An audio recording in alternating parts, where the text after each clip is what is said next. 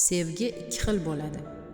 Dunyoviy ehtiyojlar va nafsini qondirish uchun bo'ladigan sevgi va ikki dunyo saodati va Alloh roziligi uchun bo'ladigan sevgi.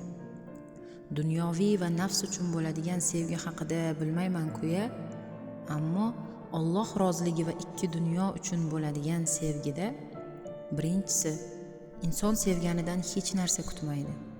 iPhone telefonlar, qimmatbaho sovg'alar, uy, joy, sayohatlar va yana shunga o'xshashlarni kutmaydi.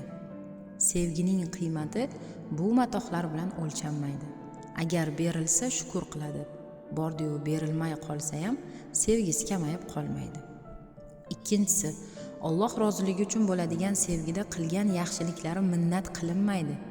Senga u qildim, bu qildim, evaziga nima ko'rdim degan so'zga aslo o'rin yo'q, chunki har bir kichik yaxshilikni ham faqat Alloh roziligi uchun deb qilinadi va uning ajrini faqatgina Allohdan kutiladi.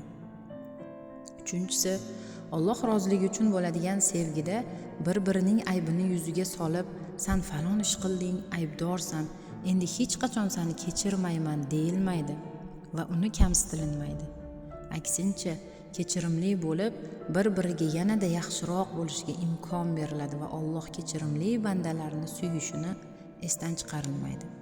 To'rtinchisi, Alloh uchun va ikki dunyo saodati uchun bo'ladigan sevgida bir-birini boshqalar bilan taqqoslanilmaydi. Falonchi sendan yaxshiroq, falonchini tanlaganimda hozir yaxshiroq yashardim deyilmaydi va hech qachon Alloh taqdir qilganidan norozi bo'lib, undan arzimagan sabablar bilan kechilmaydi. Aksincha, Alloh uchun yaxshi ko'rdingmi? Qo'lidan mahkam tutib, bu dunyoda ham va jannatda ham birga qilishligini so'rab, Alloh tomon birga qadam bosiladi. Bunday sevgi hammaga hammas va bunday sevgiga hamma ham loyiq emas.